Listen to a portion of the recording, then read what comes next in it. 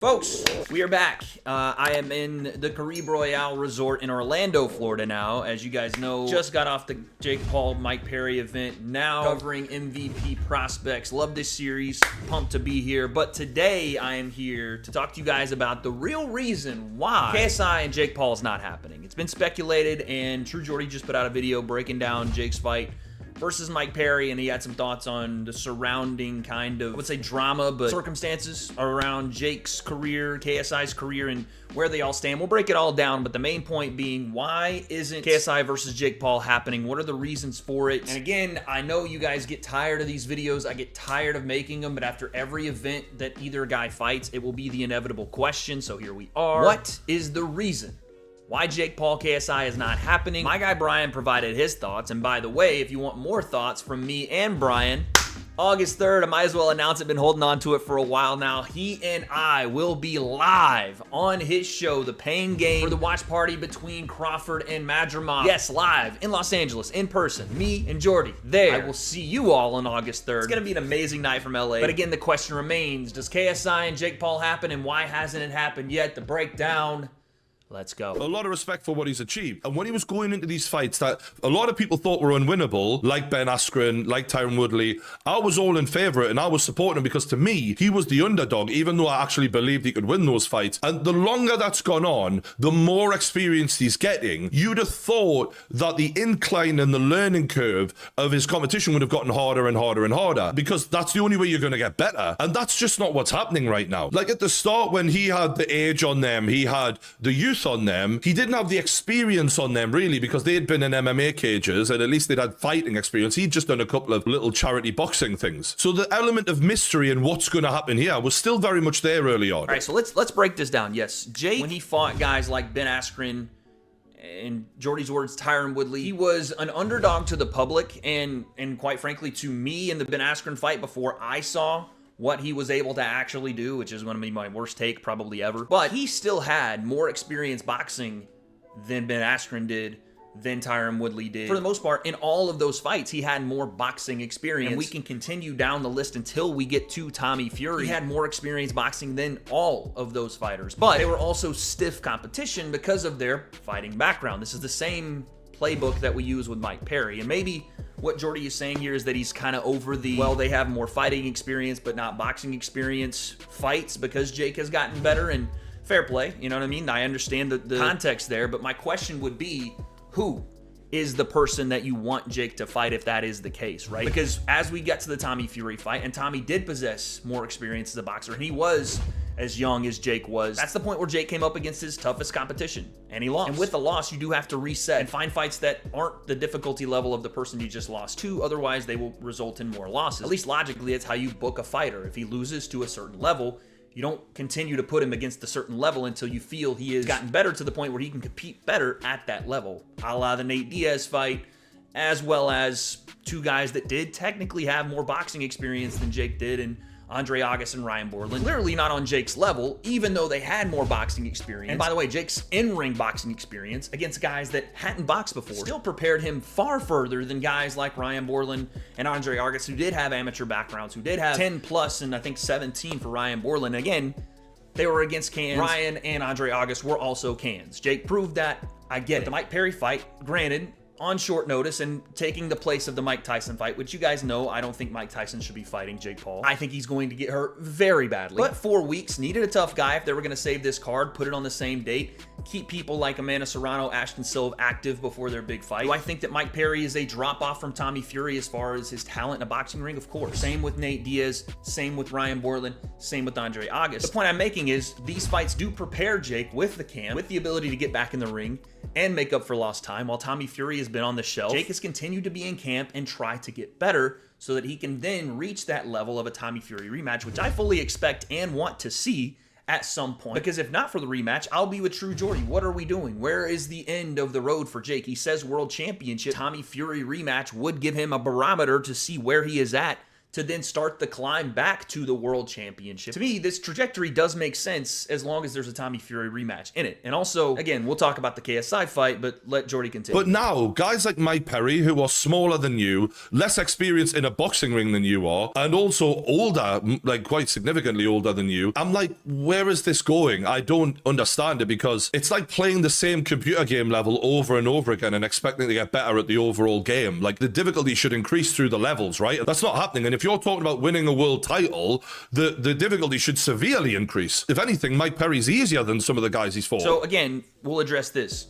After Tommy Fury, you did have to decrease the level because Jake showed was not at Tommy Fury's level at that time. I would say that Mike Perry is on a Nate Diaz level, but Jake was bigger in this fight and had more power to put Mike Perry away in. So I agree with what Jordy's saying. You do need to increase the levels. I think Mike Perry is an increase from Ryan Borland and Andre August, the two boxers that are on the list here. But I do think that we have to, if we're going to get to world championship level, which I still am very bearish on. In other words, outside of the crazy tweet that the WBA just put out, which, by the way, I completely condemn. I don't know who's thinking that Jake Paul and Julio Cesar Chavez Jr. should be fighting for a cruiserweight title right now. That makes no sense. But outside of something like that, Jake is going to have to earn it. And I think the first step in earning that back is the Tommy Fury rematch. It's not the KSI fight, even though that's the fight I would want to see more. If Jake's goals are to be world champion, he does have to go and fight Tommy Fury again, I think, or someone of the similar level. And if that doesn't happen, I'll sit here and agree with Jordy and say, yeah, I don't know where this whole train is going. But I will say this, and I'll push back on Brian just a little bit here.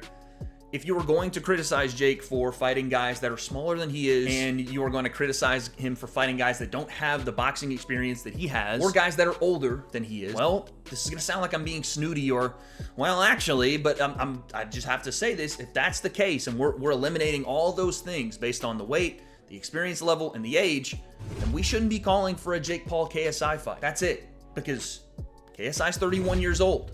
Mike Perry's 32. KSI wants to fight at 180 pounds or 185 at the biggest. Mike Perry also fights at 185 pounds in bare knuckle. And in person, naturally, I would say is a bigger person than JJ is. I've seen both in person.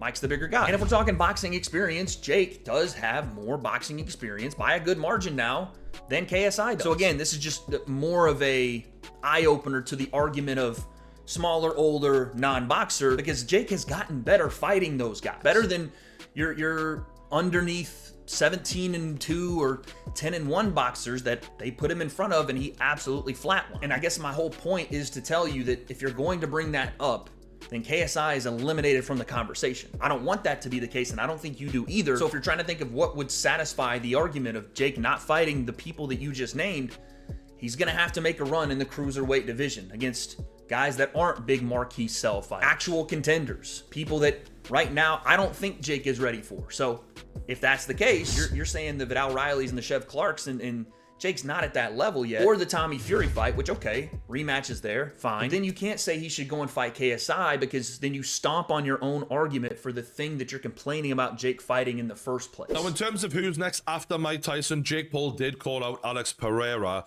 who he knows is currently under contract with the UFC. Calling out Alex Pereira after you've just beaten Mike Perry, what do you compare that to? It's like dumping the girl at McDonald's because you think you've got a shot with Margot Robbie. Like, it's completely different. I mean, yes, he is right. It is completely different. This fight is nowhere near the same risk, danger, and competition level for Jake. This is a massive, massive undertaking for Jake Paul. Like, Mike Perry was dangerous to a degree, was a tough guy, was a dude that was going to give Jake a good, solid fight for the time he was in there.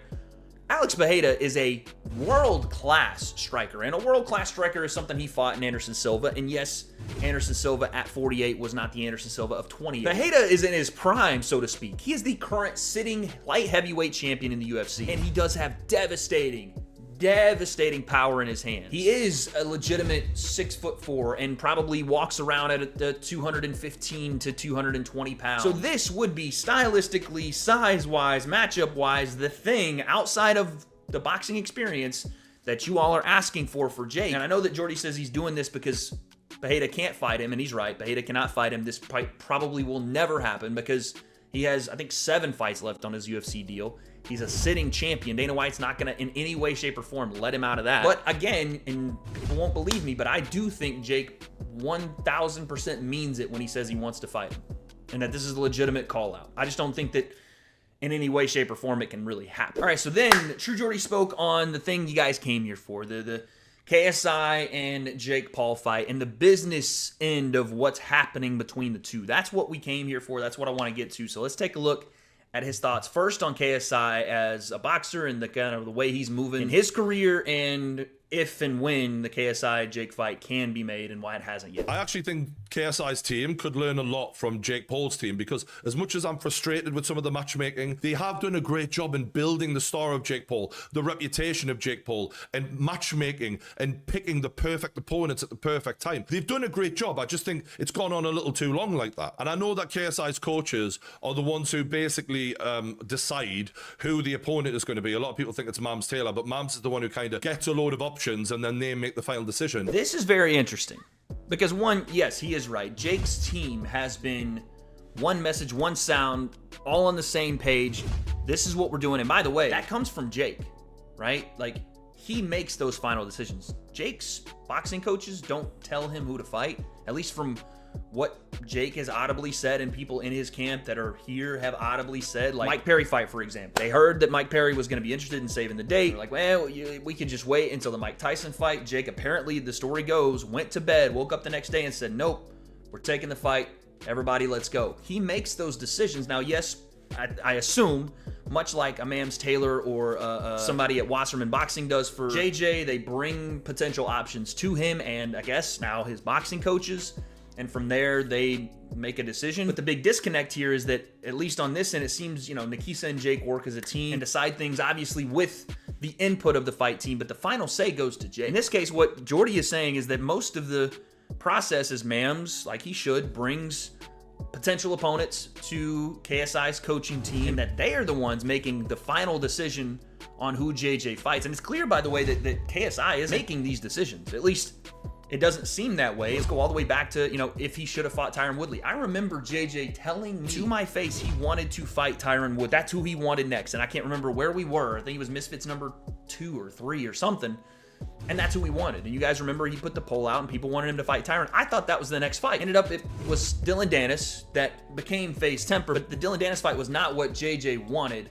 At least not at the time. And I know there's more stuff to that, but my point is, even with this 2-on-1 thing, JJ doesn't seem interested at all. And if you gave him a choice of people, I don't think that was the thing he would have chosen, at least not by himself independently. And I've heard that that's been the case multiple times where he will say, give me somebody, I don't care who it is. And unfortunately, the selection process for those opponents, yes, sometimes has been out of the hands of somebody like Mams Taylor and Team KSI because of some pullouts and other things. But in the case of the Joe Fournier and now with the 2-on-1, it does seem a bit discombobulated and kind of all over the place with kind of where they want to go with him. And this 2-on-1 is kind of the result of that. And again, the interesting part of it is that this takes a little bit of the heat off Mams Taylor and puts it onto the coaching staff of KSI. As Jordy says, they're the ones making the final decisions. It's hard for me to wrap my mind around why they would say that 2-on-1 is the final decision they wanted to go with. That seems like a very much Mams Taylor idea, 2-on-1, WWE. Why would KSI's coaching staff say yes to that in lieu of a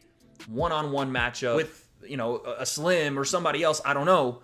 But that's very odd to me. Just think that they're holding him back to a point where it's hurting his star. It's actually making it worse, not better. Like, other than Tommy Fury, KSI's star quality of the opponents he's faced have paled in comparison to what Jake Paul has been able to do. And I think KSI, if his coaches had more faith in him and more confidence, they could have taken out a lot of these names as well and built KSI's star up just as much in the way of the boxing world as Jake Paul's has been. And it's been an opportunity missed on their part. I agree with this. For a long time, we looked at influencer boxing as, we have to make big fights with our big fighters. And that is remain the case, but for JJ, it kind of hasn't, right? He has been the big star that has fought guys that maybe don't have the biggest names, and that's not always a terrible thing. You're trying to maybe build a story, and once you introduced KSI to the level of misfits with the Face Temper, with the Swarms, with the Pineda, and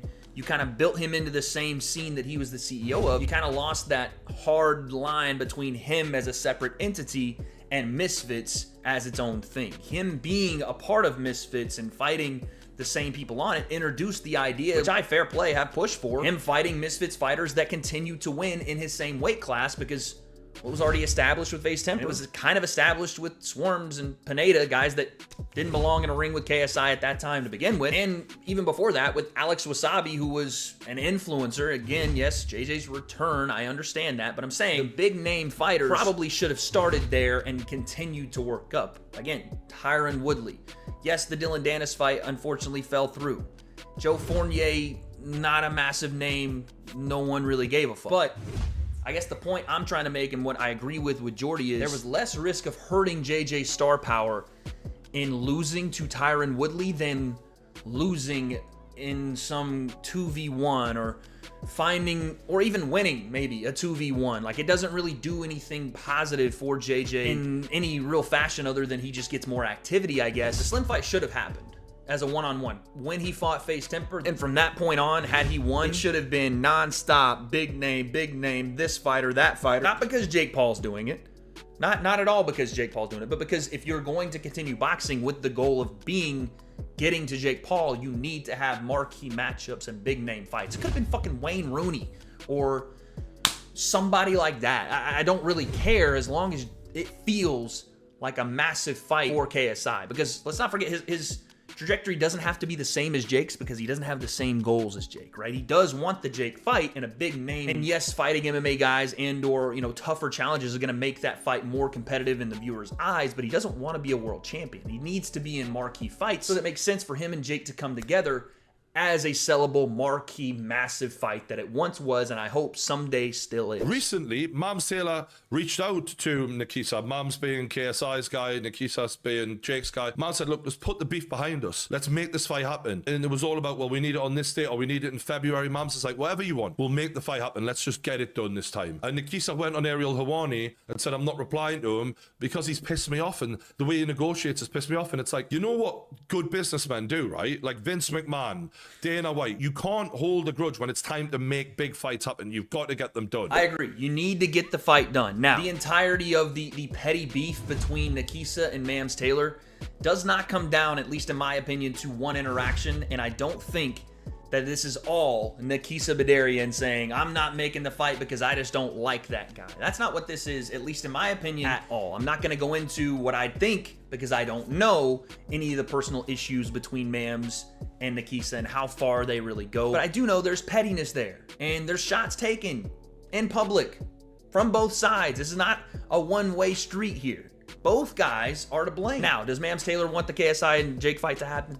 Absolutely. You can tell that Mams wants to make this fight happen under what he considers to be a fair agreement, which is what's fair to KSI. Now, as far as how he wants that signings go, live stream, and we'll do it in a fish bubble or a water tank, and you'll have cameras on Kick and YouTube, and that at least is part of what I think turns Nikisa away from wanting to do business with specifically Mams Taylor, is the whole WWE aspect of getting the job done or getting the deal done. And also, Nikisa and Jake have their side of what they think is fair for Jake to take that fight. And again, neither side is going to get what they want. Both sides have to compromise, and I think that's where we're at right now. To me, I think he's actually hiding behind that as an excuse. I think actually Jake Paul has just so much invested in boxing that that fight is more risk than it is worth to that team. Like KSI, he's into music, he's doing his prime thing. Boxing is him being an entertainer, trying to make big fights and fun fights, but it isn't everything. Jake Paul's everything is boxing, and he's made that loud and clear. Now, if you're trying to set up for a world title fight, which I don't know how that's going to happen, but especially a Canelo fight, which possibly could happen as an exhibition or whatever, it would generate so much money. You're risking not only your opportunities now, but later. If you get in the ring with a KSI and either have an off night, or you know he's better than you thought, or you win but you don't win well, or you lose even worse. I disagree with this. I disagree with this almost wholeheartedly. One, because I don't think Nikisa is hiding behind the fact that he doesn't want to do business with Mams Taylor as a reason to not make the fight between Jake and KSI, and that KSI is way too big of a risk to put in the ring with Jake because he has world title aspirations and Canelo fight aspirations because Jake just got in the ring with two complete no-name boxers that did nothing for his star power, and if he were to have lost to those guys, would have killed any talks of world championship or fights with Canelo. If Andre August, or God forbid, Ryan Borland had beaten Jake Paul, if he had an off night, if he slipped on the banana peel, if a shot came around the year that he didn't see, those aspirations are gone. You don't get the Canelo fight. You don't get a world title fight. You don't get those things happening. Absolutely not. Those fights, in my opinion, after the fact, we knew how bad they were. But taking a no-name, which is the same thing that I think is a bad idea for JJ to do, and risking your star power there, the one thing that Jake does have that can push him up the ladder, maybe artificially for a title shot or to get him the Canelo fight, that was the risk. Fighting JJ, and let's say that KSI were to knock him out, yeah, sure, that's of course another massive risk, but I don't think it's greater or worse. It is a risk all the same. Anytime Jake gets in the ring, and KSI is the same way, and the potential is that they can get knocked out cold, the show can end there. The ride, the entire run, no matter who it is, it's over if that happens for Jake's aspirations. And for KSI, if he loses to Jake, it's over as well, because that was the entire point of the whole thing. So I don't buy the whole he's avoiding him because of the massive risk. And also, again, to me, there is no Nikisa's hiding behind the fact that he doesn't want to do business with Mams, because Nikisa, in that same interview, said that he is willing to make this fight. He is willing to do business with KSI's team, just not involving Mams Taylor, going directly through Wasserman Boxing, who does run the boxing business side of Misfits. Take a look. When his representation is constantly taking a public position on Jake Paul, on MVP, on myself, it's just not who I want to do business with. It's not who Jake wants to do business with. You know, Jake Paul, KSI is a great fight. I think it's an exciting fight.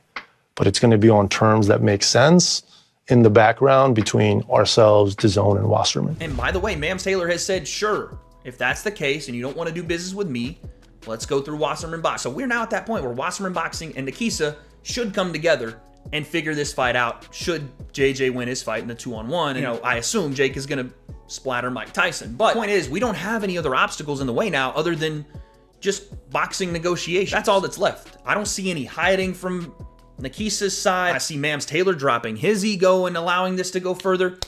I think we're at a good point right now. We just have to move the needle forward. Wasserman and Nikisa have to come together and do it. Otherwise, yeah, we're going to be cycling in this same thing over and over. And I think when Nikisa answers these questions of like, well, it's not that it won't happen, it's more a case of if and when, and I'm just like, bollocks, mate, absolute bollocks. I'm sorry, like, I like these guys, right?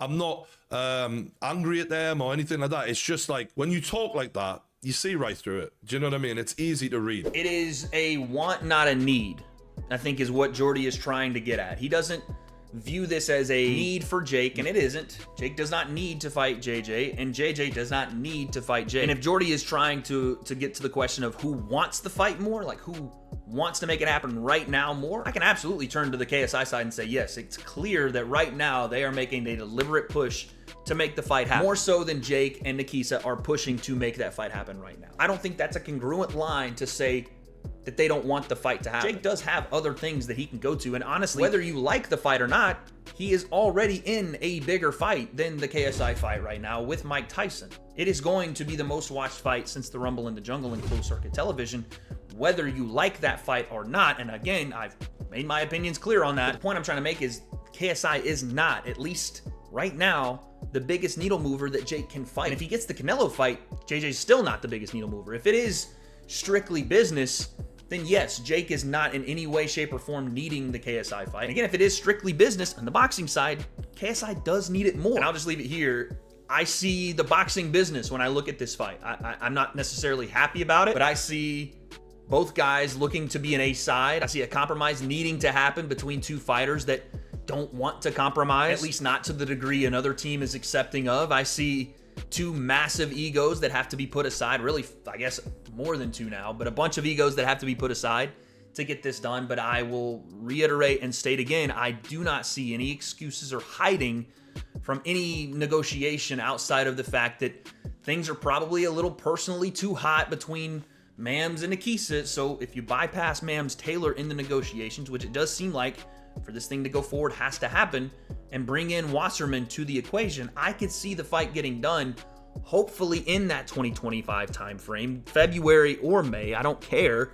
Please get it done. But again, it's going to have to come down to a want versus a need. How badly does Jake want to fight KSI? How important is it to him for what it was to begin with? His family legacy, his redemption of Logan. If Team KSI, and I know it's kind of tough because KSI and Logan are buddies now, if they were smart, they would be pressing that button like it's a freaking nuclear warhead to try to get under Jake's skin, talking about, yeah, I whooped your brother, I'm 1-0 against the whole family, and you can't do a damn thing about it. I'm still on top because you never fought me, and you never wanted this smoke, because your big brother couldn't get it done, and he was the better of the two, and you can't either, because you'll always and forever be his little brother and my little bitch. Again, that's what I would say. Again, if I was KSI and I really wanted to push the buttons that I know would get Jake upset enough and rock his pride enough to potentially get him to come down and fight you at whatever and whenever, that's what I would do. I would go super personal, because that is what this rivalry always is and always will be. If it's gonna happen, yes, business will be affected. They'll do crazy numbers, but the move itself will come from a personal vendetta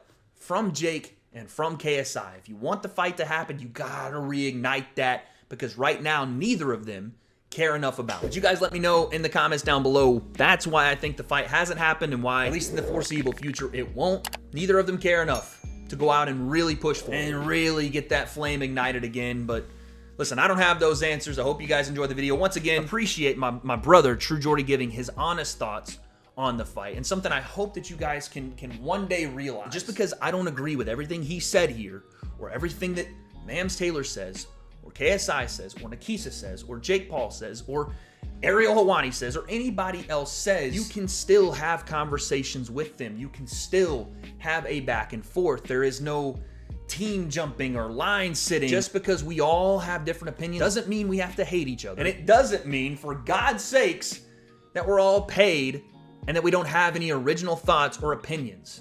If you've known anything about me, True Jordy, Ariel Helwani, we do our very best to give you the opinions that we hold.